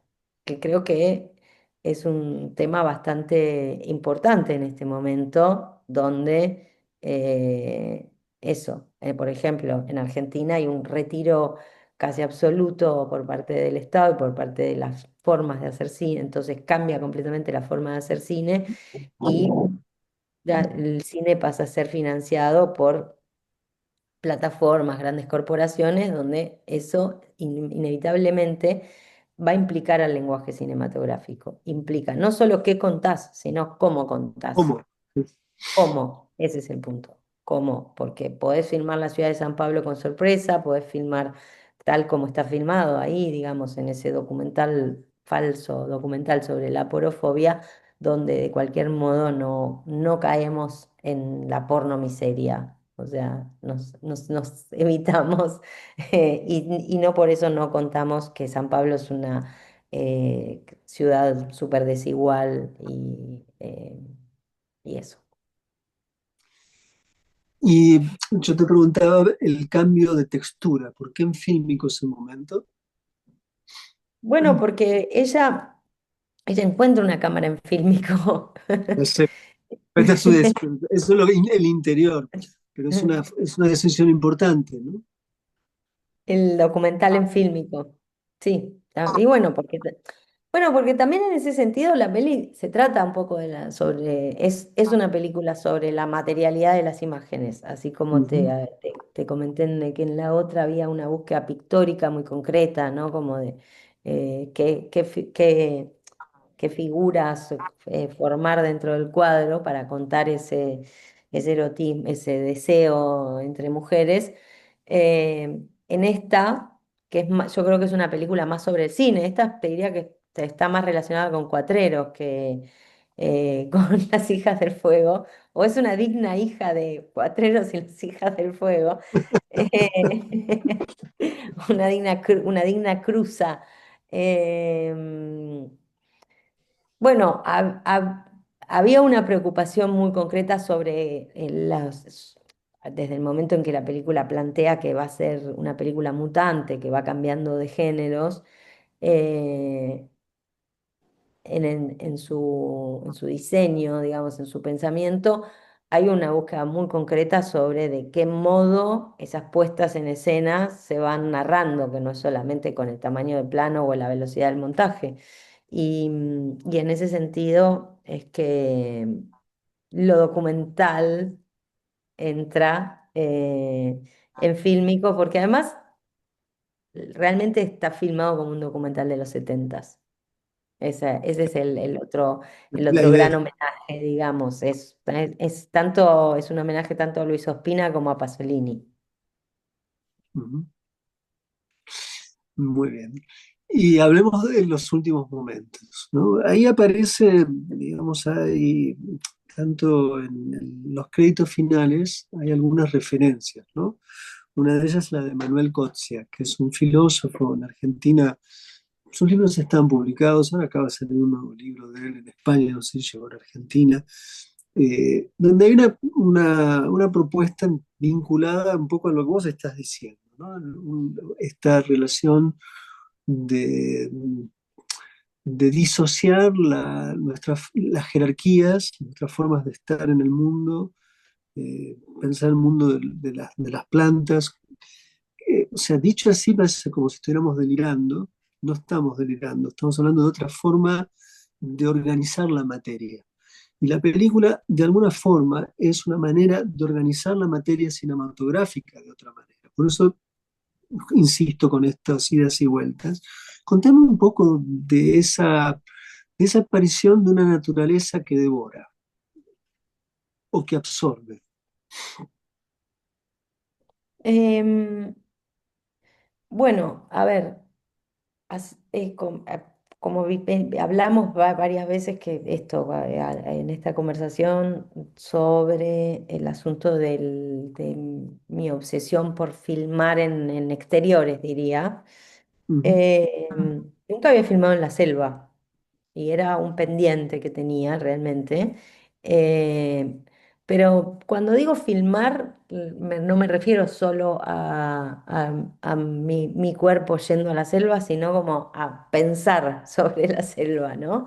Que es una geografía bien distinta, esa exuberancia, esa humedad, esa convivencia, digamos, eh, con las especies que la de la llanura, que es algo que lo tengo un poco más transitado. Y la búsqueda concretamente ahí era un poco eso, como, no sé si, yo no lo tengo tan claro, digamos, si la naturaleza, si es que la naturaleza las come o, o más bien... em, es como, es que es distinto, porque porque no es que las devora, no es que ellas se Es decir, dejan es que devorar por después la... absorbe, ¿no? O las enlaza, sería la palabra. Sí, es más como entran en una sinergia, ¿no? Pero Ujú. sí, claramente una relación con respecto a ese paisaje y a ese territorio que no es vampírica o extractivista, ¿no? Que hay una vampira también en un momento y es una vampira vegana, que es como la gran diferencia también como de las formas de la carne, el deseo, la supervivencia. Em, pero diría eso, que es como un entrar en otra sinergia, en otras formas de convivencia con lo vivo. Y creo que vos lo dijiste muy claramente, muy bien en esto de otra forma de organizar la materia. Ujú. Parece que es un poco eso.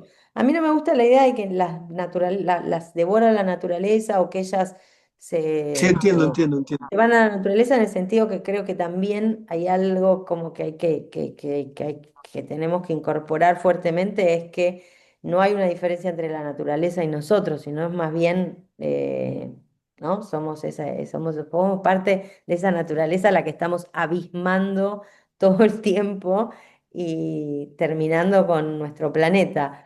Em, entonces, es eso, es entrar en otro modo de relación con eso que no solo es otra forma de lo vivo, ¿no? Las plantas son quienes, además de que tienen otra manera de organizarse, bueno, son las únicas que pueden salvar este planeta, tal como están dadas las cosas. Eh, Quizás es momento de pasar a las preguntas, si hay preguntas en el público. Yo lamento porque la segunda, digamos, la película que estamos hablando ahora, es difícil hablar, incluso si uno la ha visto. No es una película impenetrable o incomprensible, de hecho es muy comprensible, pero tiene tantas líneas de acceso y son, de alguna manera, es una forma tan es una forma, la película trabaja sobre trabajar sobre un hábito para deshabituarse a cómo hacemos la experiencia de ciertas cuestiones, ¿no? Entonces yo me doy cuenta de lo difícil que es hablar sin haber visto, pero también es difícil hablar si uno la ha visto. Y a la vez es fácil de ver y es muy placentera de ver. Pero bueno, ya llegará a Canadá y será Sí. un éxito de taquilla, Totalmente, seguramente. totalmente. Igual ahí en el chat, por supuesto, están preguntando 300 veces dónde se puede, en qué plataforma se pueden ver todas tus películas, Albertina, por supuesto. Las Tenés que que abrirte un Vimeo pago y te haces millonaria después de esto. Así que los enlaces que se puedan ver para plataformas, aunque sean pagas, nos los pasan y amorosamente los vamos a mandar mañana para todos los que quieran ver y tratar de entender viendo y no viendo. Así que ese es el desafío de hoy para todos los que estamos desde este lado del planeta. Si les parece, tenemos unos minutitos más para hacer preguntas, comentarios, intervenciones. Levanta la mano y sencillamente van... en- a ver, no sé si cómo te llamas, pero usuario está levantando la mano. Hola, ¿me escuchan? Perfecto. Bueno, soy la usuaria, la usuaria, como quieran, Alejandra. En primer lugar, gracias por este espacio y después agradecerte muchísimo, Albertina. Soy una seguidora de tu trabajo, me encanta. También trabajé en cine en un momento de producción y demás. Así que si algún día necesitas una colaboración, digo, desinteresada, feliz. Y Roger, bueno, a ver, vamos a ver al actor. Pero No quería sabemos porque ahora Roger consultarte. es actor, está en otra liga. No sabemos si el Pará, próximo pará. encuentro nos va a atender el teléfono. No, no. Respecto de Géminis, ¿no? La película que nos pusieron el link y demás. Eh, a mí lo que me conmueve de esa película es que no el hecho del incesto en sí, sino cómo es mostrado, ¿no? Esa capacidad que tiene el film, como ir diciéndote en cada momento o en algunas secuencias, acá va a pasar algo, y ese algo no pasa, ¿no? Es esa cuestión del suspenso. Y respecto de lo de los cuerpos que se hablaban, en todo el contexto que nos comentaba Albertina, es muy interesante cuando la figura del cuerpo es tomada en serio. ¿Con esto qué quiero decir? La- eh, los films nos acostumbran muchas veces a mostrarnos que una escena erótica son dos personas que se tocan y está la cámara corta, y mira, yo hago movimientos como si fueran eróticos con un pullover. Bueno, pero me refiero a que el erotismo se pierde, ¿no? Porque el porte muestra una cadera. En cambio, en la duración, en el plano, cuando están los adolescentes amándose, digamos, es muy inspirador, es mucho más tranquilizadora la escena. No me parece, viste que puede haber personas que a lo mejor les resulta un poco de rechazo, pero me parece una manera muy inteligente de tratar a los cuerpos. Inteligente en el sentido de que eh, me gusta eso que haces con el cine en general. Y esto es algo que quiero decir sin que tenga, sin que se haya hablado, pero aparte de todo, hay una creación tuya, ay, no me acuerdo ahora el nombre de cómo se llama, una videoinstalación que vos hiciste sobre punto impropio. Y toda mi admiración, Albertina, porque eh, es tremendo todo eso y me parece, no sé, algún día poder llegar a hablar de cómo fue esa creación, si bien sé que Analia Couceiro colaboró en un montón de cosas y demás, pero mi sincera felicitación y admiración. La verdad que gracias. Muchísimas gracias. Gracias. Ay, Muchísimas. estoy como conflictuada con la mano. Ah, no, Yo, Ana, habla, tranquila. bueno, porque no sé, habían, no sé. Bueno, yo un placer realmente estar acá. La verdad que yo soy media fan tuya, Albertina. Solo vi la película esa, la de las rosas, pero me gustó muchísimo. Yo en general quiero decir que no retengo mucho las películas, o sea, recordarlas, pensar, yo la vi en Cinemateca ahora en abril. Y bueno, y fue muy lindo cuando ustedes empezaron a hablar, cómo me fue pasando la película, ¿no? Todo el tiempo, fue muy interesante.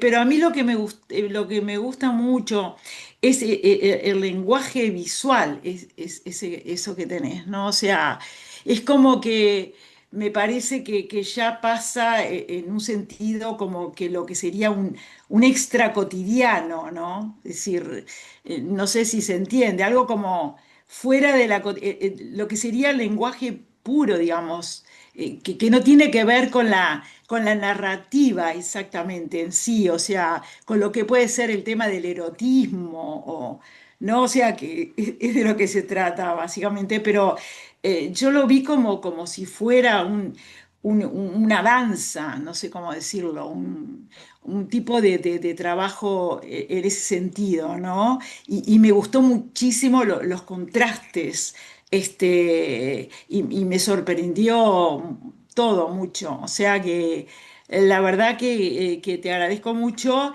y bueno, estaré al tanto como para poder ver alguna otra cosa, ¿no? O sea, la anterior y bueno, esta otra que también hiciste, pero la verdad que te agradezco muchas gracias, ¿no?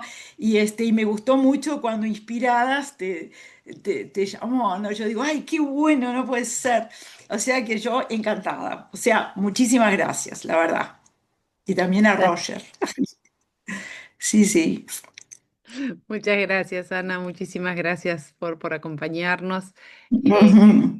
De corazón, la verdad que estamos súper contentos con la charla, con tenerla Albertina. Y bueno, y ahora que Roger es actor y bueno, y está con nosotros hoy. Sí, Julio, no te escuchamos todavía. Hola, Ahí ¿se me va, escucha? perfecto. Bueno, saludos a todos. Un gracias infinito a Albertina y a Roger. Muy emocionante escucharlos, tremendamente provocador. Gracias, Albertina, por todas las películas. Este, y muy particularmente por Cuatreros, que realmente me conmovió. Me parece una película extraordinaria. Eh, Ocurrió algo que me provocó a intentar intervenir. Y es que yo vi 4 películas tuyas, Albertina, no todas. Y ahora, con motivo de esta reunión, vi Las Hijas del Fuego, que no la había visto. Y lamentablemente no vi la última, que después de escucharlos tengo una tentación brutal. No la encontré, no la pude tener a disposición para verla antes. Pero bueno, esto es una cosa personal en lo que representa una sensación después de ver una película. Y que tiene un vínculo con algo que pasó ahora entre ustedes, entre Roger y vos, en medio de todo este desparramo de ideas y de, no De sé, lucidez. esta maravilla que presenciamos, sí, perdone. Y es lo siguiente, yo cuando terminé de ver Las Hijas del Fuego, sentí una sensación devastadora. La película en general está registrada, y veo que es el registro, como una película vitalista, una película que tiene que ver con la expansión de los límites del amor, con la búsqueda de algo profundo, más allá de lo que está puesto en primer plano, que es la pornografía, pero sin embargo sigue estando todo este caudal absoluto de búsqueda de sentidos de la existencia y de cambiar algo de esto que somos, ¿no? Como comunidad, como civilización. Yo sentí una sensación de devastación, y la película que me vino como inexplicablemente, que se me figuró cuando la vi, fue, no sé si todos la habrán visto, Anticristo, de Lars von Trier. Von Trier tiene una trilogía que es la trilogía de la depresión, ¿no? O por lo menos así se la suele llamar, en la cual Anticristo es la primera que filma, que es una película en la cual hay un evento que se produce en el medio de un acto de pasión, y un evento que destroza todo lo que ocurre, y luego ocurre algo en el vínculo de el humano con la naturaleza. Después vinieron Melancolía y Ninfomaníaca.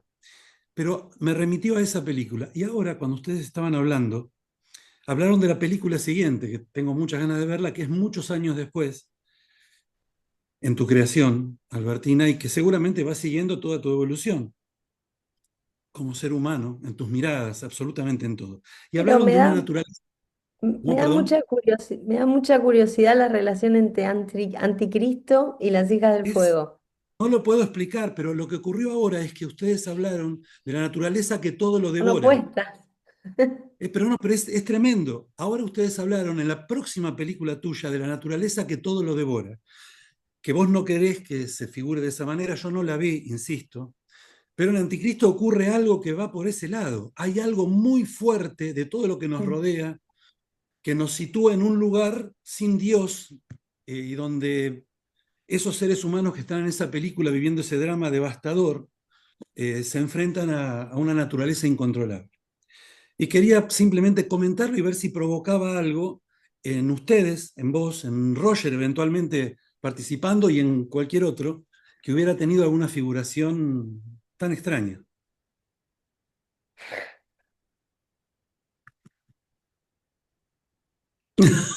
No, La dejaste Em, callado, Julio. es que esto es no, imposible. no, justo, pero la verdad que tengo algunas reservas con Lars von Trier, pero es un director que me gusta bastante igual, aunque me la hace pasar mal cuando veo sus películas. Es como un tipo de manipulación emocional que no se parece en nada, digamos, al tipo de cine que yo hago. Por eso me sorprende lo del Anticristo, que además justo es la película que más me, me saca de tono, diría, de Lars von Trier. Es una película que no me incomoda en ningún lugar constructivo, me parece como una película súper psicopática. Entonces, por eso no termino de entender la relación, pero tal vez me pierda algo con respecto a esto de la naturaleza. Creo que son como películas con energías vitales súper diferentes, pero tal vez Roger pueda decir alguna otra cosa, que es acá el verdadero crítico de cine. Yo solo hago películas. Además del actor de este escenario, ¿no? No, yo pienso muy parecido. A mí me llamó mucho la atención cuando Julio estaba a punto de, porque fue armando todo lo que había dicho, todo lo que venía diciendo, ¿y cuál va a ser la película? Y cuando dije Cristo dije, ¡no!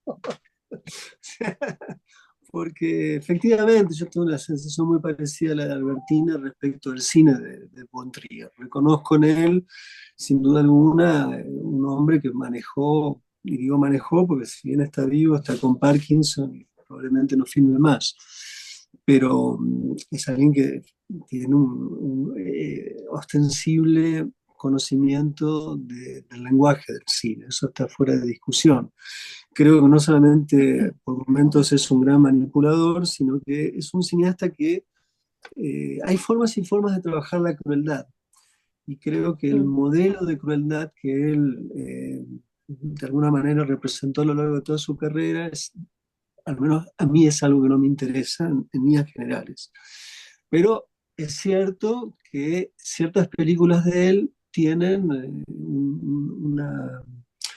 una especie de seducción, porque es un cineasta de grandes momentos, pero justo la película que menos me interesó de él es El Anticristo, debo confesarte, que la vi en el Festival de Cannes y en ese momento no quiero poner, como Julio creo que lo conozco de otro lado, lo puedo decir, me animo a decirlo, no lo hubiera dicho si fuera otra persona. Es una película que odié profundamente cuando la vi, porque me parecía, aparte me molestaba que al final se esté dedicada a Dreyer y no tenía absolutamente nada que ver con Dreyer. Eh, Más allá de que la actriz estoy completamente enamorado de ella, que después está en Ninfomaníaca y qué sé yo.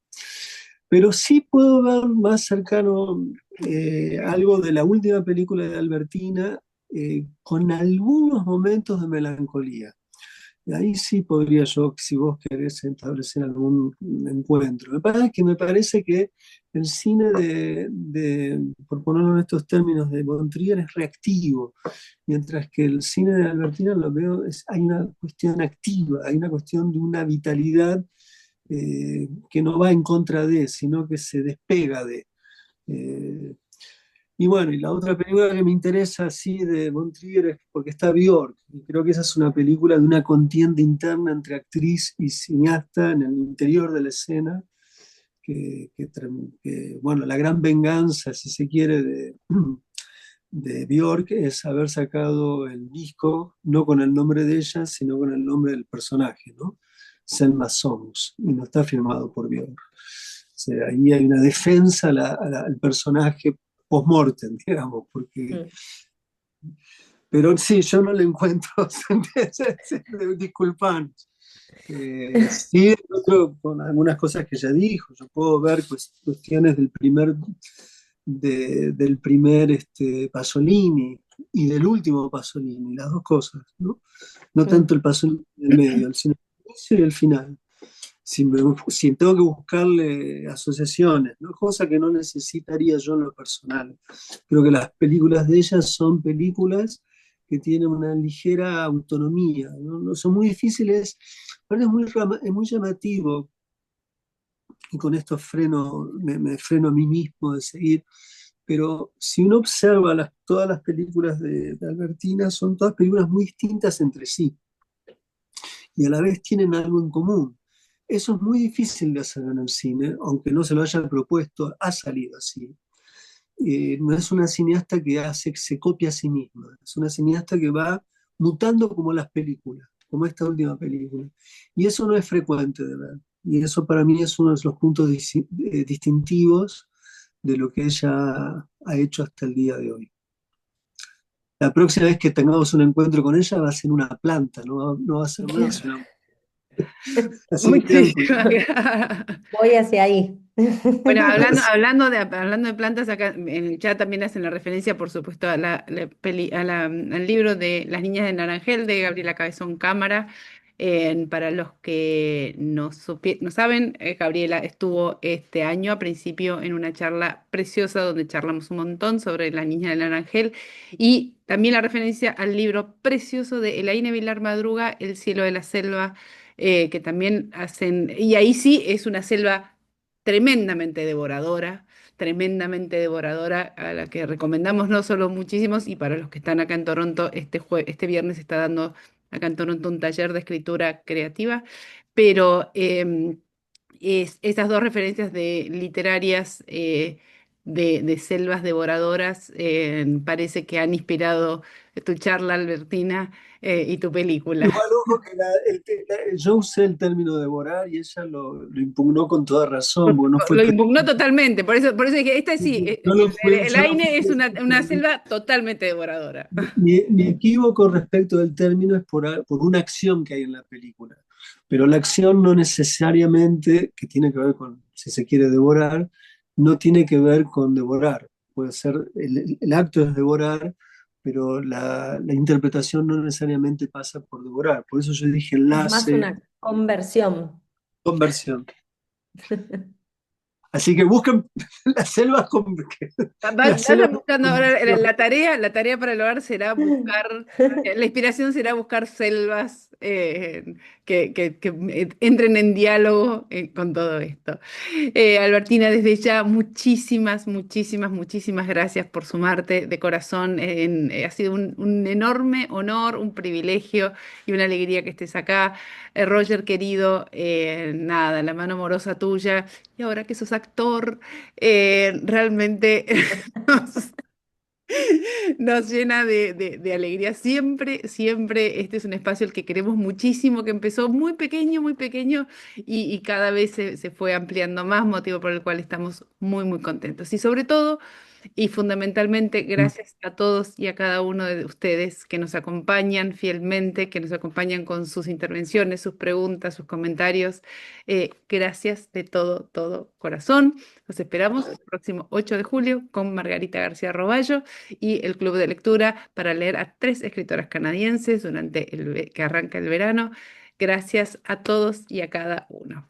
Les prometemos Muchas mandarles el gracias, enlace de Carol, la muchas grabación. gracias, Roger, y muchas gracias a todos y a todas. Gracias. Gracias, Julio, igual, ¿eh? Vamos a mandar Correremos a ver el regalo anticristo de Apple nuevo. TV.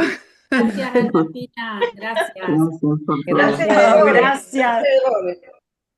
Gracias. Gracias.